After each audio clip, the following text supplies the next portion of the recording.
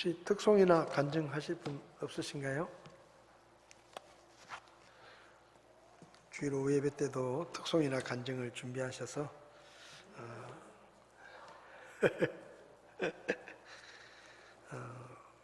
특송이나 간증으로 하나님 앞에 영광 돌리면 좋겠습니다. 오늘도 시편 23편의 말씀을 같이 보시겠습니다. 시편 23편 좀 이렇게 외우고 계신가요? 흠정역 성경이 되면서 조금 내용이 바뀐 부분들이 있어서 흠정역 성경으로 시편 23편을 또 암송하시면 좋을 것 같습니다. 우리 1절에서 6절까지 말씀을 함께 읽겠습니다. 주는 나의 목자시니 내게 부족함이 없으리로다. 그분께서 나를 푸른 초장에 누이시며 잔잔한 물가로 인도하시고 내 혼을 회복시키시며 자신의 이름을 위하여 의의 행로들로 나를 인도하시는도다. 참으로 내가 사망의 그늘진 골짜기를 다닐지라도 해악을 두려워하지 아니하리니 주께서 나와 함께 계시며 주의 막대기와 주의 지팡이가 나를 위로하시나이다. 주께서 내 원수들의 얼굴 앞에서 내 앞에 상을 차리시고 기름을 내 머리에 부으시니 내 잔이 넘치나이다. 내 평생의 선하심과 긍휼이 정녕 나를 따르리니 내가 주의 집에 영원히 거하리로다. 아멘. 기도하시겠습니다. 하나님 감사합니다. 오늘도 예배를 드리게 하시고 예배를 통해 하나님의 음성을 듣게 하시니 감사합니다. 저희가 하나님의 말씀을 듣고 믿을 뿐만 아니라 우리의 삶에 구체적으로 적용해서 그 하나님의 말씀이 우리의 삶을 바꾸어갈 수 있도록 저희들을 도와주시옵소서. 이 오후 시간에도 주님 말씀하시고 말씀을 전하는 자나 듣는 자나 하나님의 뜻을 밝히 깨달을 수 있게 저희들을 가르쳐 주시옵소서. 부족한 총을 주님께서 써주시기 원하며 예수님의 이름으로 기도했습니다. 아멘. 자리에 앉으시겠습니다. 지난 몇 주간 동안 시편 23편 말씀을 나누고 있는데요. 1절을 통해서는 우리는 목자가 없으면 살 수 없는 양과 같은 그런 연약한 존재다라는 것을 말씀을 드렸고, 다행스럽게도 우리의 삶에 하나님께서 목자가 되어주셔서 우리는 더 필요한 것이 없는 모든 것 되시는 하나님이 우리의 목자이시기 때문에 우리는 부족함이 없는 삶을 살 수 있게 되었다라는 말씀을 드렸습니다. 그리고 2절을 통해서는 하나님께서 우리를 늘 푸른 초장으로 인도하셔서 우리의 이 피로들을 채우시고 배를 골치 않게 하시고 또 잔잔한 물가로 인도하셔서 우리가 마음껏 마시고 또 편안히 누워서 이렇게 평안을 누릴 수 있도록 우리를 인도해 주신다라는 말씀을 드렸습니다. 그리고 지난 주일에는 우리의 육신의 필요뿐만 아니라 우리의 영혼의 필요들을 채워주시는 목자이시다.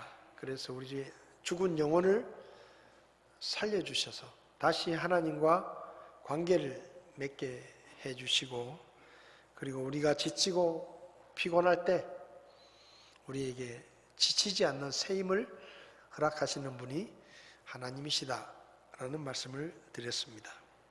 오늘은 3절 후반부에 있는 자신의 이름을 위하여 의의 행로들로 나를 인도하신다라는 말씀을 가지고 자기 이름을 걸고 라는 제목으로 말씀을 나누려고 합니다. 하나님은 우리를 인도하실 때 당신의 이름을 걸고 우리를 인도하신다라고 말씀합니다.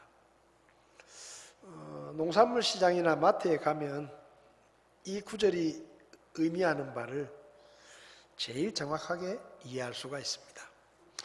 우리나라의 농수산물 유통에 대해서 농수산물 유통 및 가격 안정에 관한 법률이라는 것이 있습니다. 이걸 줄여서 농안법이다 이렇게 부르는데, 이 농안법이 2008년에 아주 획기적인 변화가 있었습니다. 2008년에 어떤 법이 조항이 새로 만들어졌는가 하면 시장에 출하되는 모든 농산물에 대해서 실명제를 실시한다. 그래서 농산물을 출하를 하면 그 농산물을 재배한 사람이 누군지, 그리고 그 농산물을 시장에 내놓는 출하자가 누군지를 이름과 연락처와 주소를 반드시 명시하도록 그렇게 법을 바꾸어 가지고 2009년 1월부터는 하다못해 콩나물 한 봉지라도 그 콩나물 봉지에 누가 그 콩나물을 생산을 했고 누가 그 콩나물을 시장에 내다 팔았는지를 이름과 전화번호와 주소까지 반드시 기록을 하도록 그렇게 법을 바꾸었습니다. 그래서 2009년 1월부터는 이게 모든 농수산물 상품에 그 농수산물을 생산하고 출하한 사람들의 이름을 기록하게 되었죠. 그전에는 이름이 없으니까 그냥 누구도 책임을 지지 않는 거예요. 뭐 좀 상한 물건을 내놓아도 그걸 누가 생산했는지, 누가 쉽게 말하면 이걸 시장에 내놓았는지를 모르니까 조금 불편하더라도 그 물건을 산 가게 가서 따지든지, 근데 그 가게 주인이 모른다 그러면 아무 소용없는 거예요. 그래서 뭐 과일을 샀는데 상한 게 많아도 그냥 소비자가 에이 재수 없었다 생각하고 그냥 참고 뭐 이렇게 넘어갔습니다. 책임을 묻기가 어려운 거죠. 그런데 2009년 1월부터는 거기 생산한 사람의 이름이 딱 적혀 있는 거예요. 전화번호도 딱 적혀 있고. 그래서 농산물을 구입을 했을 때 예를 들면 사과를 한 박스 구입을 했는데 상한 게 많다. 그러면 그걸 사진을 딱 찍어가지고 그 생산한 사람한테 메시지로, 문자 메시지로 내가 당신 이름을 건 사과 한 박스를 샀는데 봐라 말이지 이거 몇 개가 상해가지고 짓물러져서 오고 엉망이다. 그래서 사진을 딱 찍어가지고 보냅니다. 보내면은 물론 좀 양심에 털이 난 사람들은 그냥 모른 척하고 문자 메시지를 막 이렇게 무시하지만 정말로 좀 성의가 있는 분들은 연락이 와요. 연락이 와가지고 정말 죄송하다고 확인을 했지만 그런 일이 있어서 참 미안하다. 그러면서 어떨 때는요 새로 사과가 한 박스 와요. 미안하다고 자기가 책임을 지겠다면서 보내주기도 합니다. 그러니까 이게 뭔가 하면 자기 이름을 걸고 물건을 내보내니까 책임감이 있는 거죠. 책임감이. 그 물건에 하자가 있으면 내 이름이 명예가 실추되고 그리고 이제 다 알려지잖아요. 전화번호까지 알려지니까 사람들이 항의를 하고 따지고 심지어는 막 욕을 할 수도 있고 그러니까 물건을 내보낼 때 전에보다 훨씬 더 신경을 쓰고 더 좋은 상품들을 보내려고 하고 그리고 자기 이름을 걸기 때문에 훨씬 더 신경을 많이 쓰는 거죠.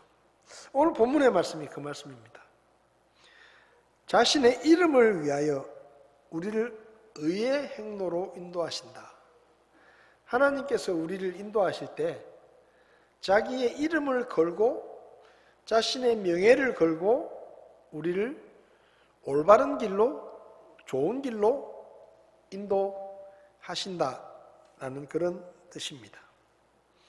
여러분, 우리는 하나님께 속한 하나님의 백성입니다. 그래서 모든 사람들이 우리가 살아가는 모습을 보면서 우리가 믿고 섬기는 하나님이 우리를 어떻게 대하고 우리를 어떻게 인도해 가시는지를 지켜보게 되는 것이죠. 출애굽기 32장을 보면 모세가 십계명을 받으러 시내산으로 올라갑니다. 근데 처음에는 모세가 산에 올라가 가지고 얼마나 걸릴지 모르니까 사람들이 밑에서 기다리는 거죠. 모세가 내려오기를. 근데 모세가 산에 올라갔는데 그것도 뭐 도시락을 싸갖고 올라간 것도 아니고 무슨 대단한 오랫동안 있을 준비를 하고 올라간 것도 아닌데 모세가 산에 올라갔는데 일주일이 돼도 안 내려오는 거예요.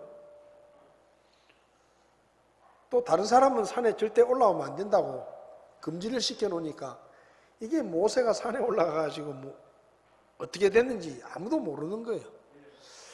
그런데 10일이 돼도 안 내려오고 보름이 지나도 안 내려오는 겁니다.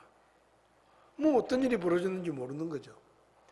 그래서 하도 모세가 안 내려오니까 이스라엘 백성들이, 지도자들이 아론에게로 찾아와가지고 뭐라고 말하는가 하면 이렇게 말합니다.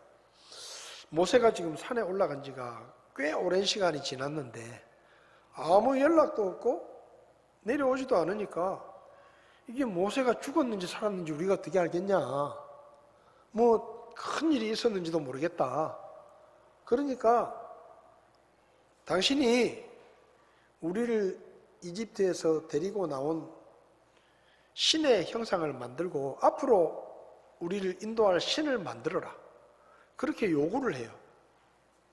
그러니까 아론이 모세가 없고 모세가 산에 올라가 가지고 연락이 안 되니까 아론도 불안한 겁니다.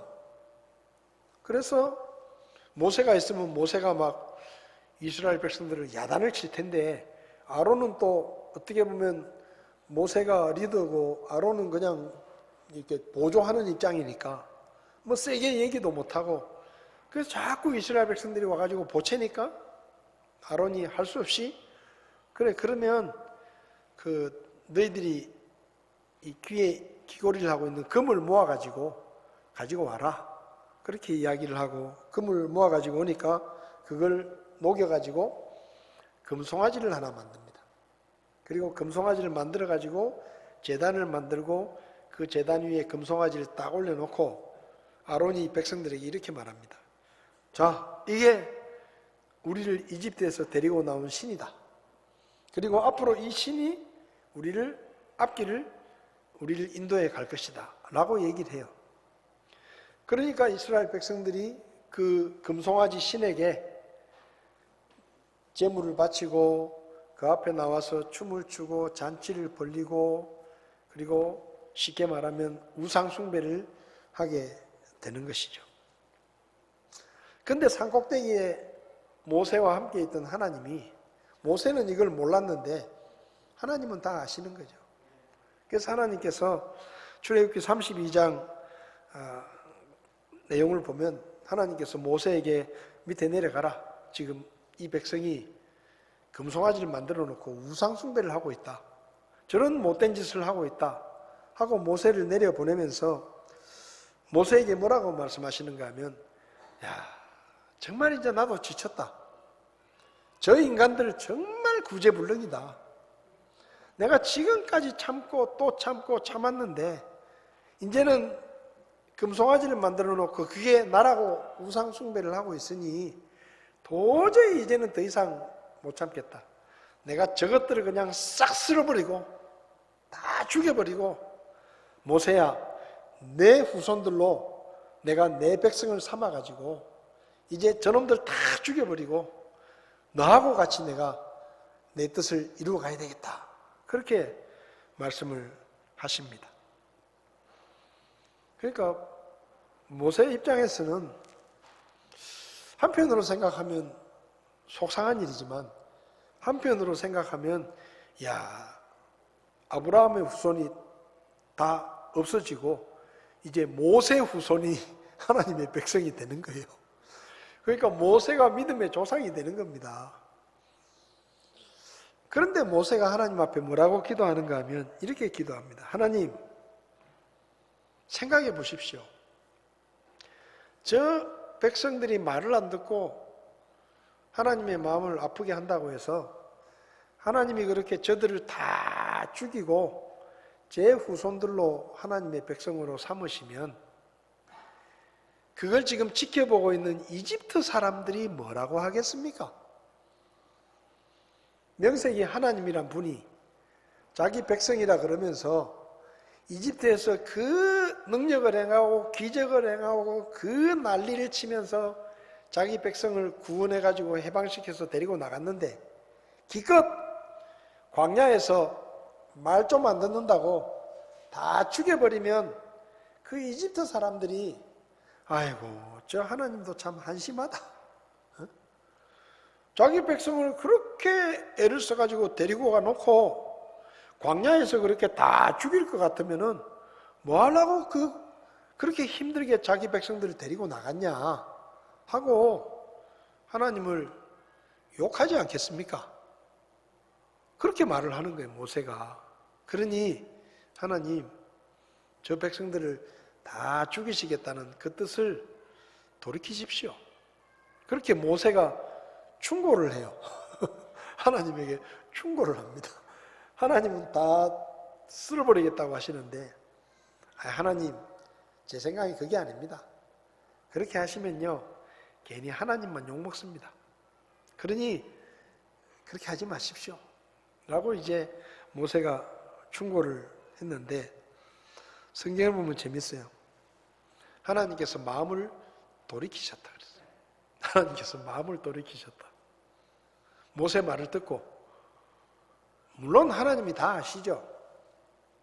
그렇게 멸망시키면 그 주변의 이집트뿐만 아니라 주변 민족들이 이스라엘의 하나님은 참 변덕스럽다. 하나님은 참을성이 없다. 어떻게 저렇게 몰인장하냐. 그렇게 애써서 이스라엘 백성들을 데리고 나가놓고 저게 무슨 짓이냐 하고 뭐 하나님을 욕하게 될 거라는 것을 아시죠. 그런데 모세가 그렇게 이야기를 하니까 하나님께서 마음을 돌이키시고 이스라엘 백성들을 용서하셨다라고 기록하고 있습니다.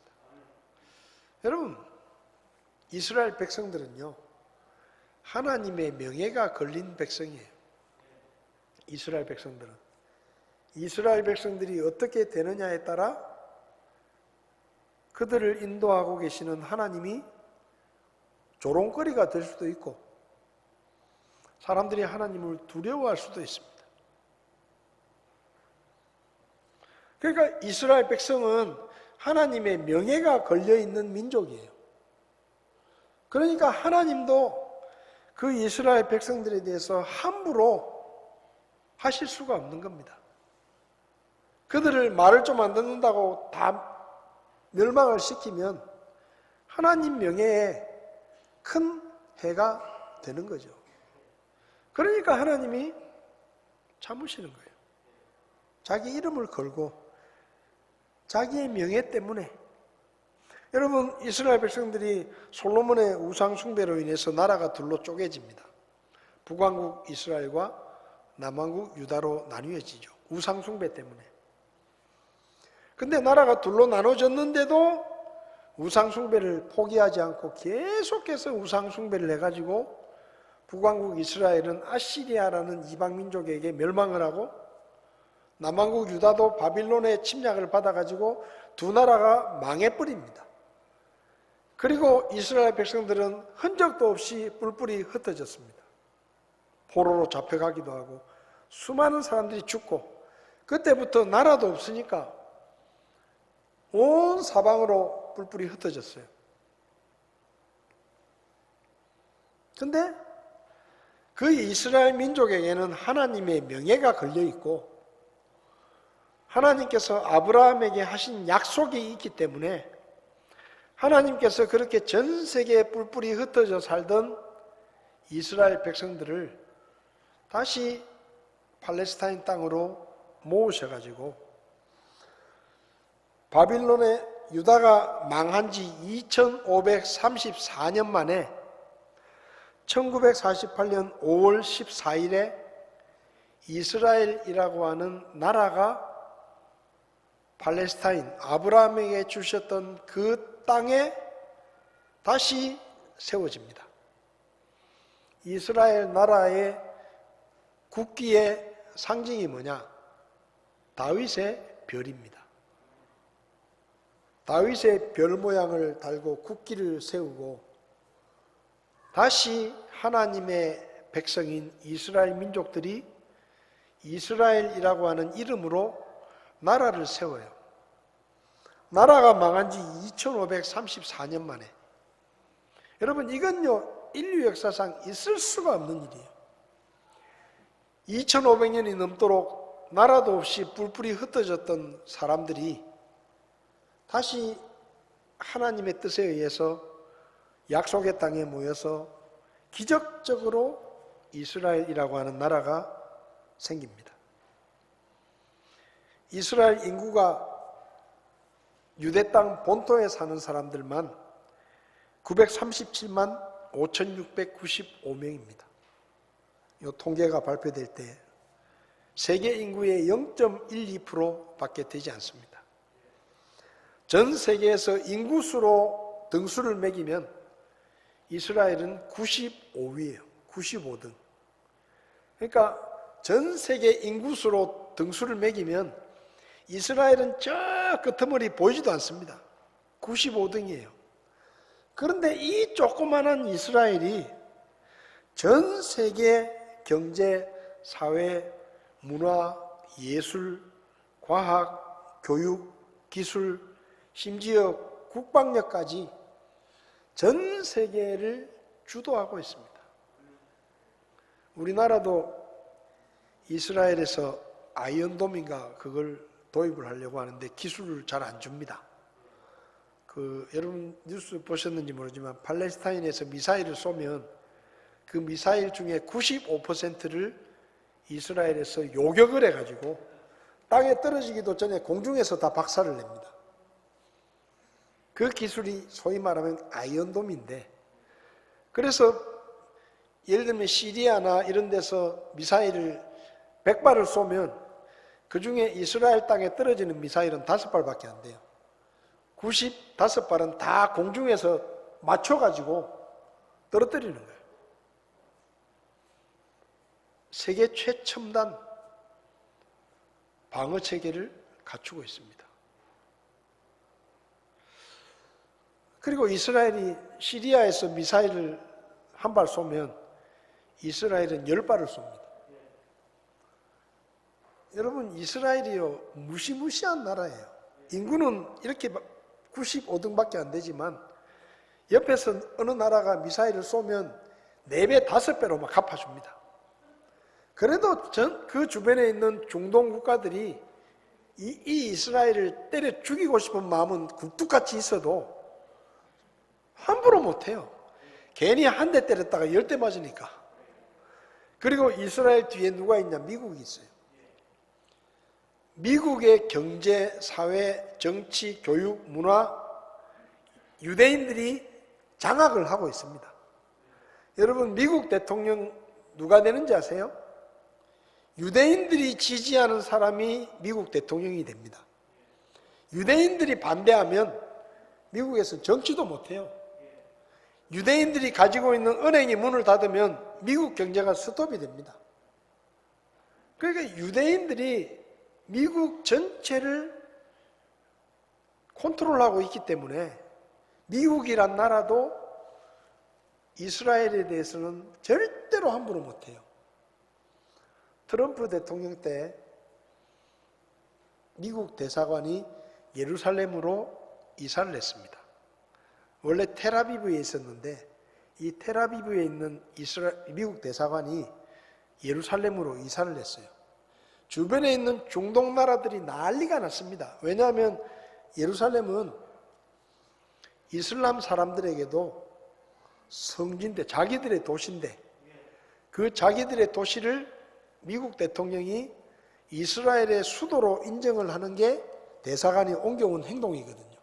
그래서 막 난리가 나고 뭐 데모를 하고 막 했는데 그 트럼프 대통령이 왜 미국 대사관을 예루살렘으로 옮겼느냐? 이스라엘 함부로 못하는 거예요. 그럼 이스라엘이 믿는 게 뭡니까? 인구도 손바닥만 하고 땅도 손바닥만 하고 인구도 95등인데 그들 뒤에는 하나님이 계시는 거예요. 그러니까 아무도 못 말리는 거예요. 아무도 함부로 하지 못해요. 하나님께서 자기 이름을 걸고 자기의 명예를 걸고 그분의 백성들을 2534년 만에 자기 땅으로 데리고 오셔서 나라를 세우시고 지금 전 세계적으로 95등밖에 안 되는 그 작은 나라를 하나님께서 붙들고 자기 명예를 걸고 도와주시고 보호하시고 지켜주시니까 주변에서 수억이 넘는 이슬람 사람들이 이스라엘을 함부로 건드리지 못해요. 하나님께서 자기 이름을 걸고 자기의 명예를 걸고 이스라엘이라는 나라를 지키고 보호하시기 때문입니다. 여러분, 우린 누굽니까? 하나님의 자녀입니다. 하나님께서 그분의 명예와 그분의 이름을 걸고 우리를 인도해 가십니다. 여러분, 이게 얼마나 엄청난 일인지 몰라요. 우리의 삶에 하나님의 명예가 걸려 있는 거예요. 그래서 저는 가끔 그런 기도를 할 때도 있습니다. 하나님, 제가 망하면 하나님도 망하는 겁니다. 그러니 제가 망하면 안 됩니다. 하나님, 우리 가정이 잘못되면 하나님이 욕먹는 일입니다. 아니, 하나님 믿는 목사 가정이 잘못됐다고 생각해 보십시오. 안 믿는 사람들이 얼마나 비웃겠습니까? 아이고, 뭐 하나님 믿는다고 그렇게 큰 소리 치더니 저 집안 꼴 돌아가는 거 봐라. 애들은 삐뚤어지고 뭐 집안 엉망이 되고. 그러면 하나님 손해입니다. 그러니 하나님 책임지십시오. 하나님 책임지십시오. 우리 교회가 잘못되면 하나님 욕먹는 일입니다. 하나님 명예가 걸려있는 문제니까 하나님께서 도와주셔야 되겠습니다. 어떨 때는 제가 좀 큰 소리를 칩니다. 하나님 앞에. 하나님, 저 잘못되면요, 저도 손해지만은 하나님도 손해입니다. 하나님도. 그러니까 하나님 저 책임지십시오. 저는 잘못되면 안 됩니다. 가끔 그렇게 좀 당돌하게 하나님 앞에 기도할 때도 있습니다. 왜요? 사실이잖아요. 우리에게 하나님의 명예가 걸려 있는 거예요. 여러분 생각해 보세요. 옆에 있는 양들은 목자가 똑똑해가지고 잘 먹이고 잘 키워가지고 살이 포동포동한데 하나님의 그 우리 안에 있는 양떼가 영양실조 걸려가지고 빼싹 말라가지고 뼈를 드러내고 비틀비틀 힘도 없어가지고 그러고 있으면 누가 욕먹는 거예요? 하나님이 욕먹는 거예요. 그래서 하나님이 말씀하시는 겁니다. 다윗이 말하는 거예요. 자신의 이름을 위해서 하나님은 나를 좋은 길로, 옳은 길로 인도하실 수밖에 없다. 그러니까 하나님을 따라가는 것이 내 인생의 최고의 선택이고 가장 좋은 길이고 가장 풍성한 길이다. 왜? 자기 이름을 거셨으니까. 그게 무슨 말이에요? 나는 하나님의 인도하시는 대로 믿고 따라간다. 왜? 그분이 자기 명예를 걸고 나를 인도하시니까 나를 잘못된 길로 인도하실 리가 없고 망하는 길로 인도하실 리가 없고 나 잘못되라고 하실 말씀이 없고 하나님이 말씀하시고 하나님이 인도하시는 것은 다 나 잘되라고 하시는 말씀이다. 그러니 내가 왜 그 말씀을 안 따라가겠느냐 이 말이에요. 여러분, 하나님은 우리를 옳은 길로 인도하십니다. 자기 이름을 거셨다니까요. 우리를 잘못된 길로 인도하지 않습니다. 후회하시는 길로 우리를 인도하지 않습니다. 우리가 고생하는 길로 우리를 인도하지 않아요. 하나님은. 왜? 우리에게 자기 이름을 거셨어요. 자기 이름을 거셨어요. 예레미야 6장 16절을 보면 주가 이같이 말하노라 너희는 길들 가운데 서서 보며 옛 행로들 곧 선한 길이 어디 있는지 물어보고 그 길로 걸으라. 그리하면 너희가 너희 혼을 위한 안식을 얻으리라. 예레미야가 하나님의 말씀을 이렇게 전했습니다.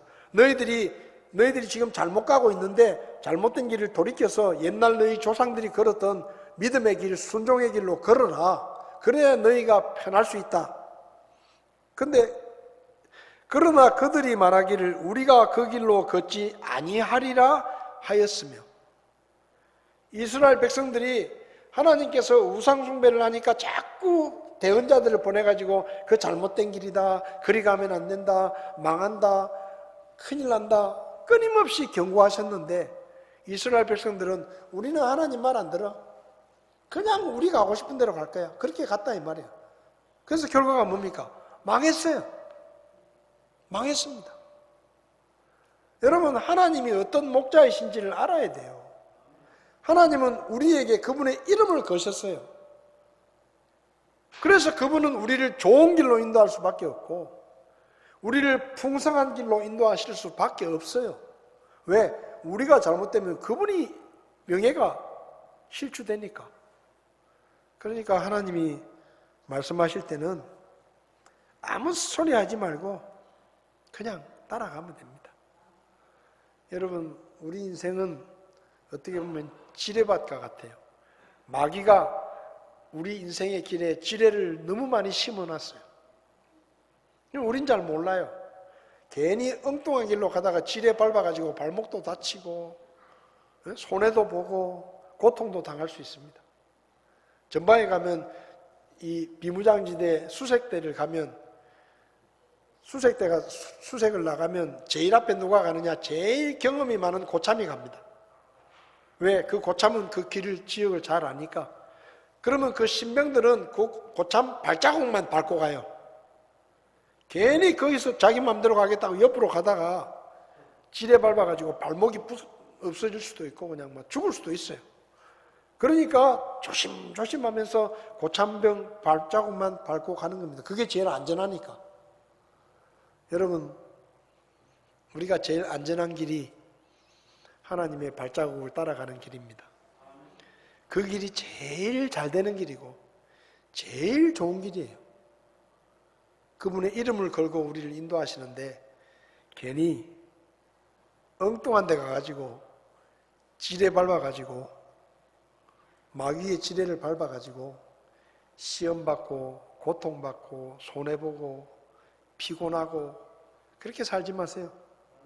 우리의 목자 되신 그분, 자기 이름의 명예를 걸고 우리를 인도해 가시는 그분의 인도하심에 믿고 따라가시기 바랍니다. 그 길이 제일 좋은 길입니다. 제일 안전한 길이에요. 저와 여러분들이 2023년에도 하나님의 인도하심을 믿고 그분의 명예를 걸고 인도하시는 그분의 발걸음을 따라가서 우리의 삶이 작년보다 더 풍성하고 더 많은 것을 누리는 그런 2023년이 될 수 있기를 바랍니다. 기도하시겠습니다.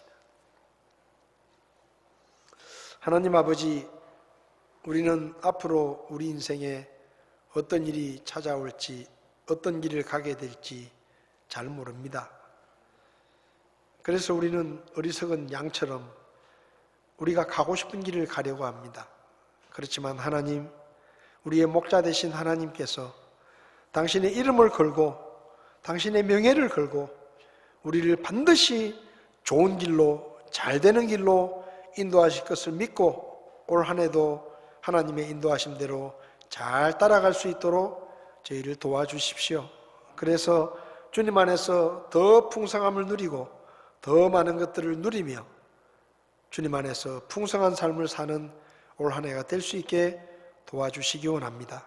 주님의 이름을 걸고 우리를 인도하시는 하나님을 믿고 주님의 발자국을 따라 한 걸음 한 걸음 앞으로 나아갈 수 있도록 저희들을 도와주시옵소서.